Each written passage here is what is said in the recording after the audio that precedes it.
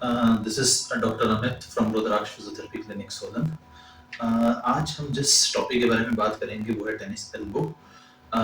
वैसे tennis elbow होता क्या है, देखिए यहाँ पे हमारे बाहर वाली साइड पे कोनी पे एक टेंडन है जिसका नाम है मसल है, जिसका नाम है एक्सटेंसर कार्पी रेडियलिस ब्रेविस। ये यहाँ से निकलती है और ये ऐसे जाती है पूरी रिस्ट तक, आगे जाके डिवाइड हो जाती है। तो ये जो यहाँ पे उस मसल का जो टेंडन फट जाता है उसे हम टेनिस एल्बो कहते हैं। एक्सटेंसर कार्पी रेडियलिस ब्रेविस के टेंडन की इंजरी को हम टेनिस एल्बो कहते हैं। तो वैसे तो ये एथलेटिक इंजरी है।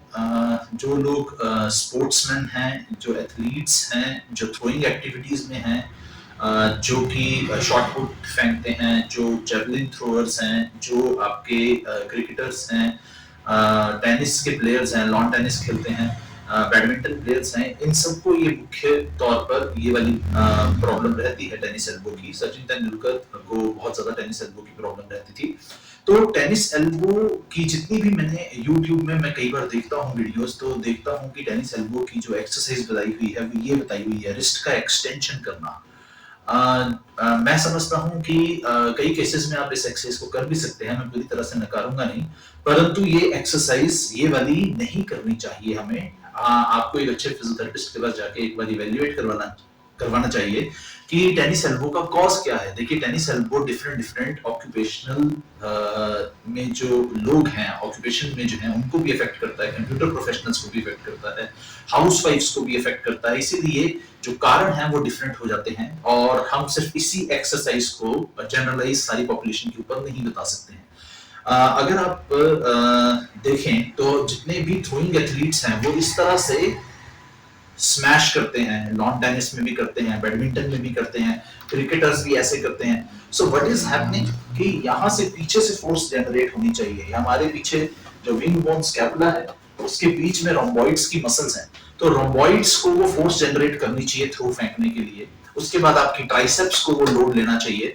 पर आजकल की दिनचर्या में हमारा पोस्चर जो है वो बहुत ज्यादा खराब हो चुका है। अगर आप ध्यान दें, जितने भी हमारे सिटिंग जॉब्स हैं तो हम इस तरह से बैठते हैं, कंप्यूटर के आगे बैठे हैं तो इस तरह से बैठे हैं, तो और हमारे कंधे आगे को झुक जाते हैं। इसको हम फॉरवर्ड राउंडेड प्रोट्रूडेड शोल्डर्स भी कहते हैं, राउंडेड शोल्डर भी कह सकते हैं, प्रोट्रूडेड शोल्डर भी कह सकते हैं, फॉरवर्ड शोल्डर भी हम कह सकते हैं। सो व्हाट इज हैपनिंग, नेक ऐसे चली जाती है, ये कंधे ऐसे चले जाते हैं। हम कंप्यूटर पे जॉब कर रहे हैं, इवन सब लोगों की, चाहे वो प्रोफेशनल्स हैं चाहे वो प्रोफेशनल्स नहीं है, हाउसवाइफ्स हैं, the posture is getting affected. उससे क्या होता है कि जो हमारी पीछे रोम्बॉइड्स हैं जिनकी मैं बात कर रहा था वो स्ट्रेच्ड पोजीशन पे रहती हैं और उसकी वजह से पोस्चरल वीकनेस पे चली जाती है। अब वो पोस्चरल वीकनेस पे चलेगी, आप ऐसे थ्रो फेंक रहे हैं तो ये आप देखिए, ये बाजू इंटरनल रोटेटर्स स्ट्रांग हो गए हैं, ये वाला एक्सटर्नल रोटेशन एक्शन है शोल्डर का और ये वाला इंटरनल रोटेशन एक्शन है शोल्डर का। जब भी आप थ्रो कर रहे हैं, स्मैश कर रहे हैं, आप इंटरनल रोटेटर्स को यूज कर रहे हैं, एक्सटर्नल रोटेटर्स यूज ही नहीं होते हैं। तो सेकंड जो मसल है जो वीक रह जाती है एथलीट्स में, हाउसवाइफ्स में और डिफरेंट प्रोफेशनल्स में, वो है एक्सटर्नल रोटेशन की जो मसल है वो वीक हो जाती है। थर्ड थिंग आप देखिए, जब आप ऐसे फॉरवर्ड राउंडेड शोल्डर्स में ऐसे बैठे हैं तो बाजू जो है आपकी इंटरनली रोटेट हो जाती है। ये बाजू इंटरनली रोटेट रहती है जिसकी वजह से आपकी ट्राइसेप्स भी वीक रहती है और आपकी ये बाजू जो है ये इस पोजीशन पे रहती है। ये इस पोजीशन को हम, फोरआर्म की इस पोजीशन को हम कहते हैं प्रोनेशन और इस पोजीशन को हम कहते हैं सुपिनेशन। तो थर्ड मसल जो है ट्राइसेप्स वीक हो जाती है। पहली मैंने आपको बताया था रोम्बॉइड्स, सेकंड मैंने आपको बताया था एक्सटर्नल रोटेटर्स वीक हो जाती है क्योंकि ज्यादातर हम इंटरनल रोटेशन यूज कर रहे हैं। थर्ड थिंग ट्राइसेप्स वीक हो जाती हैं। फोर्थ, ये सुपिनेशन को हम कभी यूज नहीं करते। अगर हमने पानी का ग्लास भी घर में उठाना है तो हम ऐसे उठाते हैं। अगर आपने कोई भी घर की एक्टिविटी करनी है, इवन डिश वॉशेस करनी है तो आप ऐसे करते हैं, तो रिस्ट एक्सटेंशन यूज हो रहा है। तो ये रिस्ट एक्सटेंशन यूज हो रहा है, तो उससे क्या हो रहा है कि जो रिस्ट फ्लेक्शन है, ये वाली जो एक्टिविटी है रिस्ट की फ्लेक्शन, ये फ्लेक्सर्स भी वीक हो जाते हैं। सो 5 मसल्स ऑन अ होल हमारी एक्टिविटी ऑफ डेली लिविंग में यूज नहीं हो रही है। पहली रोम्बॉइड्स, सेकंड ये जो एक्सटर्नल रोटेशन है शोल्डर की, तीसरी हमारी ट्राइसेप्स जो कि कोनी को सीधा करती है, एल्बो एक्सटेंशन। आप कोई भी काम करते हैं, आपको बाजू मोड़ते हैं, आप एल्बो को मोड़ते हैं, आप ट्राइसेप्स को यूज ही नहीं कर रहे हैं। ट्राइसेप्स क्या करती है, आपकी एल्बो को एक्सटेंशन कर रही है। ग्लास उठाना है तब आप बाइसेप्स को यूज कर रहे हैं, आप किसी चीज को उठा रहे हैं, आप खाना भी अपने माउथ में डाल रहे हैं, बाइट्स भी डाल रहे हैं, तो आप एल्बो फ्लेक्शन यूज कर रहे हैं, तो ट्राइसेप्स इज गेटिंग वीक। और उसके बाद आपकी ये वाली जो मसल है फोर आर्म फ्लेक्सर्स वीक है और ये प्रोनेशन में रहता है ज्यादातर आर्म और ये सुपिनेशन भी वीक है। तो 5 muscles rhomboids, external rotators of the shoulder, triceps, forearm flexors की स्ट्रेंथनिंग एंड दिस सुपिनेशन। तो ये 5 मसल्स को जो भी एथलीट या हाउसवाइफ्स एक्सरसाइजेस करके मेंटेन करके रखेंगे तो इस जॉइंट का इंबैलेंस नहीं होगा, फोर्स पे ये एक्स्ट्रा लोड नहीं आएगा, इस मसल के ऊपर जो भी टियर हो जाती है एक्सटेंसर कार्पी रेडियलिस ब्रेविस, इस पे एक्स्ट्रा लोड नहीं पड़ेगा क्योंकि ये 5 मसल्स वीक हैं, इसलिए इसको ज्यादा लोड लेना पड़ रहा है, चाहे वो डेली एक्टिविटीज हो चाहे वो एथलेटिक एक्टिविटीज हो।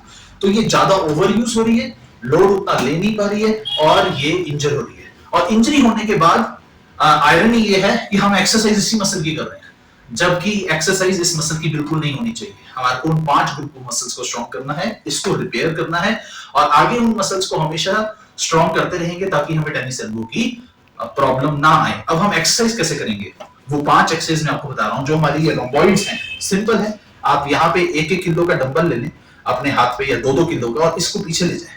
1 2, ये तो होगी आपकी रोम्बॉइड्स की एक्सरसाइज।